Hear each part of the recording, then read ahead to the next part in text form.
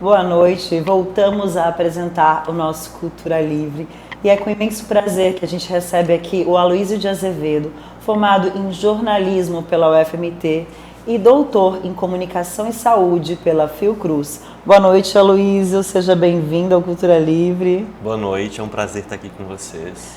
E também recebemos o Rodrigo Zaiden, formado em direção pela MT Escola de Teatro, NEMAT, aqui na nossa querida capital, Cuiabá. Boa noite, Zaiden. Boa noite, Ela, obrigado. Um prazer recebê-lo aqui, né, no Cultura Livre novamente, falar dos seus trabalhos, os trabalhos da Aloísio. É um orgulho para a gente ver cada vez mais vocês produzindo e fazendo a arte acontecer aqui no nosso estado e também no Brasil e no mundo, né? Que o Caminhos Ciganos, que é o trabalho que a gente fala aqui hoje, passou por Portugal, Brasil e França, isso?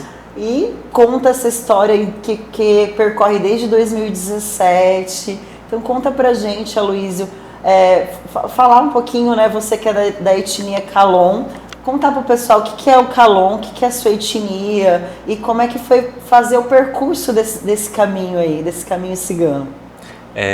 Os povos ciganos, eles são grupos étnicos. Existe muita uma confusão de que os povos ciganos poderiam ser uma religião, por exemplo, ou um estilo de vida, como hippies, mas não. Nós ciganos somos troncos étnicos, somos grupos étnicos. E isso é muito bom deixar claro já de início, né? São 3 troncos étnicos, grandes troncos, os Calon, do qual eu pertenço, os Rom e os Sinti. Esses grupos, esses troncos, eles se subdividem em outros grupos, em outros subgrupos, com línguas, costumes diferentes, que podem sermos todos chamados de ciganos, porém com línguas diferentes, com diversidades diferentes. Quando a gente fala de ciganos, é uma palavra genérica que foi inventada pelos portugueses, assim como índios, assim como pretos, que classificam vários grupos étnicos que são próximos, ligados culturalmente de alguma maneira, mas que também têm sua diversidade própria, né, com línguas próprias. Então, isso é ser cigano, é pertencer a uma desses 3 troncos étnicos. E o filme, ele nasceu em 2017, na minha pesquisa de doutorado, né, eu utilizei a metodologia fílmica, pesquisei sobre os povos ciganos em Brasil e Portugal, e o filme ele veio assim para dar uma...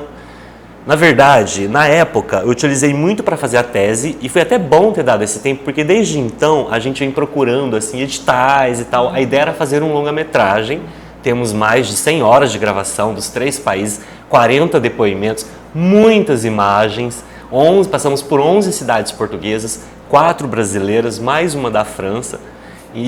Só que aí não conseguimos. Me inscrevi em vários editais e aí em 2021 a CCL lançou o edital audiovisual e a gente concorreu e conseguiu ser aprovado para um curta.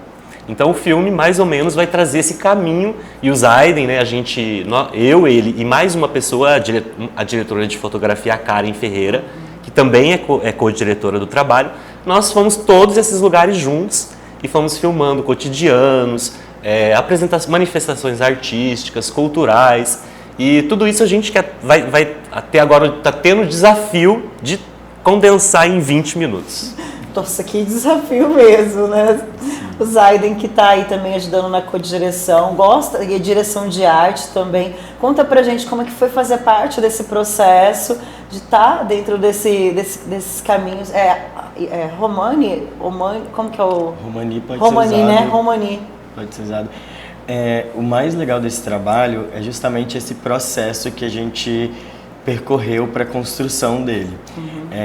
As nossas conexões com cada comunidade que a gente encontrava, cada pessoa que a gente encontrava da etnia Calon ou até de outras etnias, acontecia uma grande mágica, que era um encontro político, era um encontro de comunidades, de cidades diferentes, de famílias diferentes, né, grupos diferentes. Então, isso foi criando uma força, um poder muito grande dentro da militância, dentro dentro da política social dentro desses grupos. E depois que a gente foi passando por esses lugares, as pessoas começaram a criar também, ver que era possível, porque a gente fez esse trabalho praticamente com recursos próprios, super independente. Então percorrer essas cidades, tudo isso foi de forma muito independente. Eu, a Luísa e Karen, a gente se junta como amigos mesmo e coletivo para poder desvendar e correr atrás desse universo assim cigano.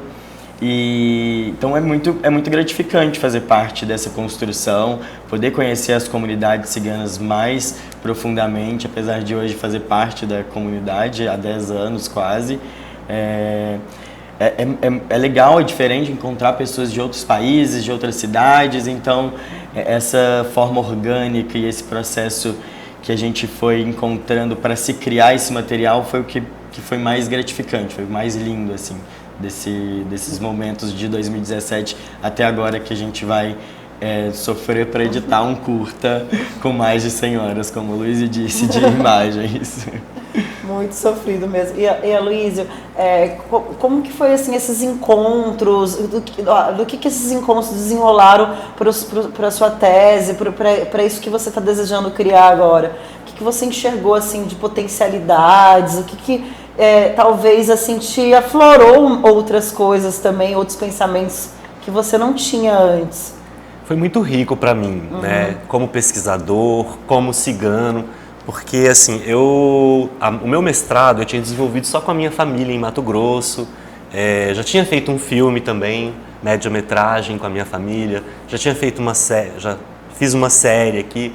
Então, poder, por exemplo, ir conhecer outros grupos, outras comunidades, né? A gente passou pelo acampamento Nova Canaã, em Brasília. Esse acampamento, a gente ficou lá 30 dias imersos, acompanhando as rotinas da comunidade, acompanhando as pessoas nas suas atividades, né? Conversando, convivendo. Né? Eu, apesar de ser cigano, eu nunca tinha morado em acampamento. Eu tinha visitado, tenho parentes e tudo, mas eu já nasci numa casa, né? Minha mãe que nasceu na barraca, e eu tive a oportunidade de experimentar também essa vida um pouquinho durante 30 dias, entender como é difícil, como é sofrido ficar sem água dentro de casa, sem banheiro, né? Não tinha banheiro, assim, coisas básicas, né? Por exemplo, as intempéries da chuva, aí vem uma tempestade, aquela água vem pela barraca dentro, molha tudo. Eu pude sentir um pouco desse outro lado, né, das comunidades ciganas, e mais do que isso, eu pude também reconhecer laços identitários, culturais, né? A língua, por exemplo, por mais que a gente seja grupos diferenciados, que têm línguas diferentes, algumas coisas são comuns.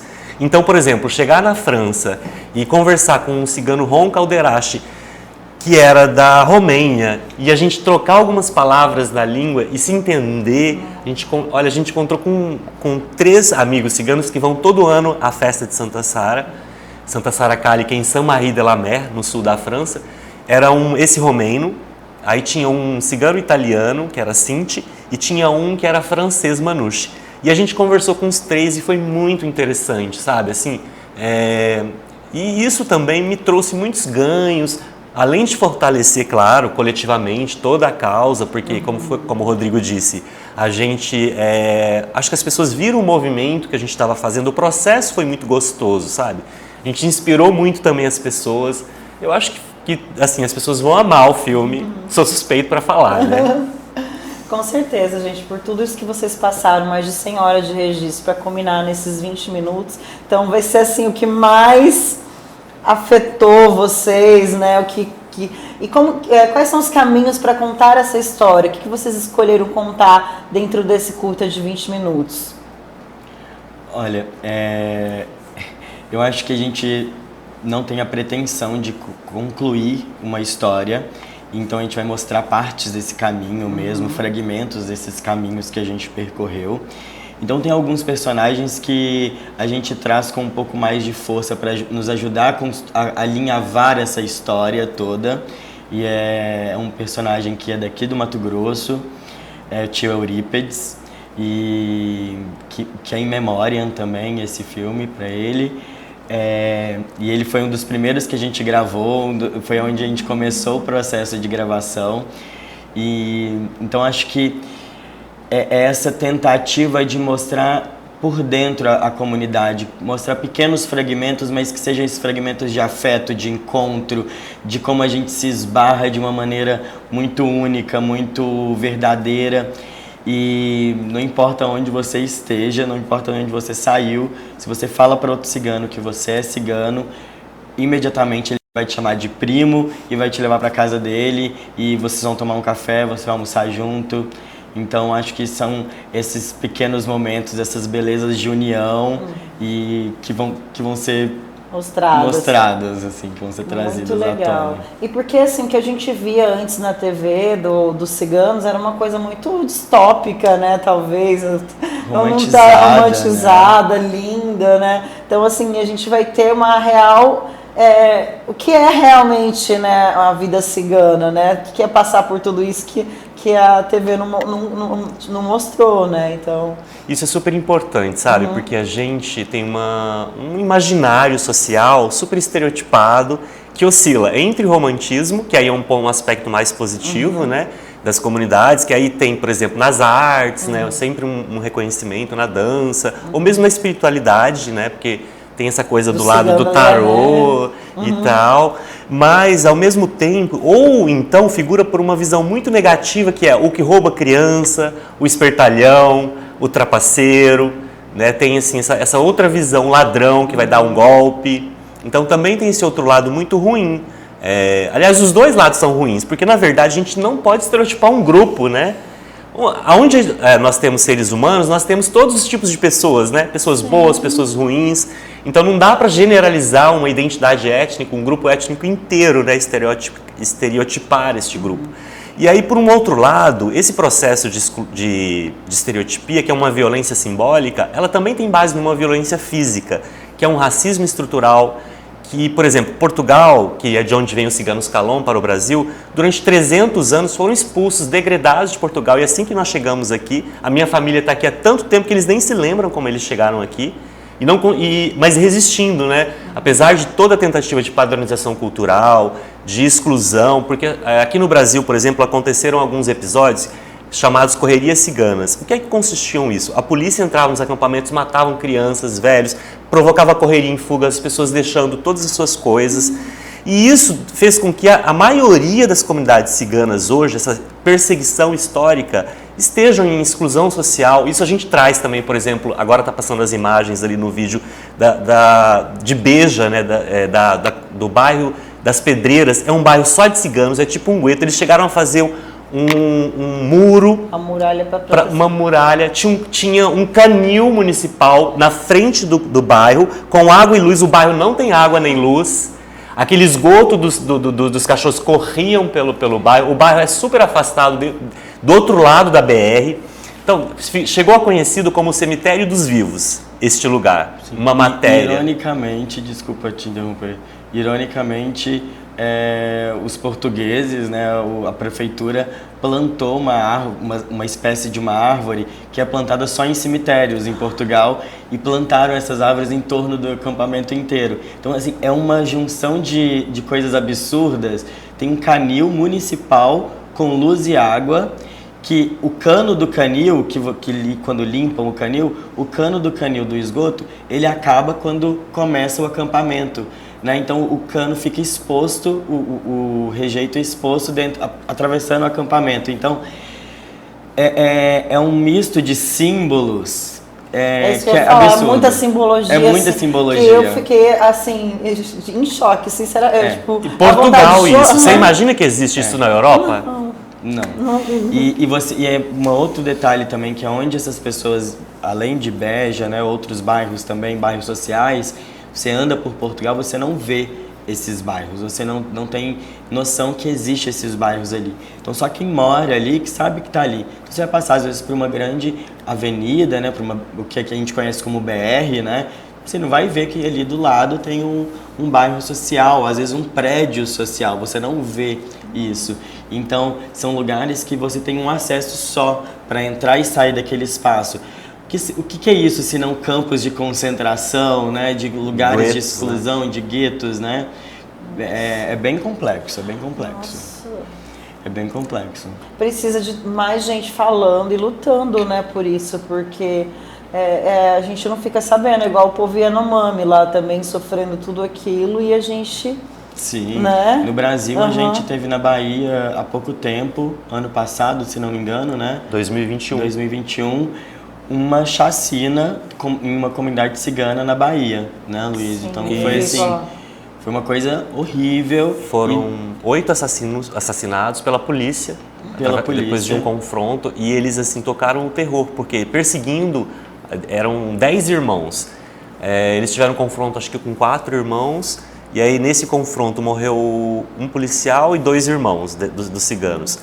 E aí depois disso a polícia fez uma verdadeira caçada. Dos 10 eles mataram 8, inclusive um adolescente de 17 anos. E além de perseguir a família, eles entravam nas casas dos ciganos, nos municípios, assim, queimaram carros, bateram nas pessoas, fizeram assim ameaças para poder achar os que estavam em confronto. Foi assim, o caso deu repercussão internacional. Então, essas correrias ciganas que a gente achava que tinha acabado nas comunidades ciganas da polícia, aconteceu em 2021, por exemplo. Nossa, é surreal, né? Assim, a gente fica num estado assim que a gente fala, meu Deus, né? Qual que é o direito de sonhar dessas pessoas, né? Sim. Qual que é o direito de sonhar dessas pessoas? Quando a gente conhece as comunidades ciganas por dentro, né? Que a gente convive e tal, a gente entende o porquê que a gente tem esse senso de comunidade, né? Tão aflorado, tão forte, e por que são uma comunidade tão unida. Né? Porque se essas pessoas não estão unidas, se a gente não se une, o que pode acontecer com a nossa história, né? Com as nossas, enfim, com os nossos caminhos mesmos, né? Com esses caminhos ciganos, o que pode acontecer com eles, né? Eles vão ser o tempo todo cortados, né? E é incrível como esse senso de comunidade dentro das etnias ciganas são sempre muito afloradas. A gente no acampamento, morando com um monte de gente, fazendo uma comida ali para aquele monte de gente, pouquinha comida, porque era tudo muito escasso, então a gente não pode chegar de fora e trazer um banquete, depois de um mês a gente vai estar ali mais, então como que a gente vai gerindo esses dois lugares? E aí uma coisa que foi muito forte para mim nesse dia, a gente se alimentando enfim, como podia, e todo mundo com um pouquinho de comida no prato, assim, eu com uma travessa desse tamanho, um pouquinho de comida, vem uma mulher cigana com uma bacia cheia de comida, arroz, carne, feijão. Ela olha para os nossos pratos, gente, mas vocês estão comendo um pouquinho demais?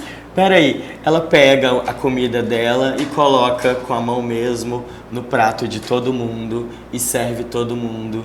E é sobre isso, sabe? A comunidade cigana é sobre se alimentar, sobre esse cuidado, sobre nem perguntar se você precisa de cuidado. A gente cuida sem precisar de ter certeza que aquilo é necessário. A gente cuida porque a gente ama cuidar, a gente tem um afeto muito envolvido e essa lógica de proteção, né? De autoproteção, né? Olha, Luiz, eu assim, parabenizar você pelo trabalho que você vem desenvolvendo já, assim, que não é de hoje, acho que praticamente desde que você se entende, né, enquanto artista e vem produzindo e falando das questões ciganas, falando do povo Calon, de todos os povos, né, ciganos. Parabenizar por esse trabalho. Cultura Livre agradece muito a presença de vocês. Acredito muito no trabalho de vocês, na potência desse trabalho. Continue falando, fazendo. O Cultura Livre está aqui de braços abertos sempre para recebê-los com muito carinho e agradecer mesmo. Muito obrigada, gente. Nós que agradecemos o espaço, né? Vocês estão tão abertos, estão fazendo um trabalho tão diferenciado com os artistas, né? Um programa específico de arte, de cultura, a gente merece tanto isso e vocês estão nesse caminho. Obrigado mesmo, viu? Agradeço pela força, cultura e a arte. Sim, obrigado, Elô. É incrível mesmo, parabéns pelo programa que vocês fazem aqui. E é um registro incrível que o Mato Grosso está criando dos artistas. E é muito legal você chamar as pessoas que estão começando agora, esses artistas mais novos. É muito maneiro, parabéns. Obrigada, gente. A gente agora encerra o Cultura Livre com um trecho de Caminhos Ciganos, que é a festa de Santa Sara Cali. E fique com essa festa, festejem com o povo cigano, que é um povo cheio de amor para dar.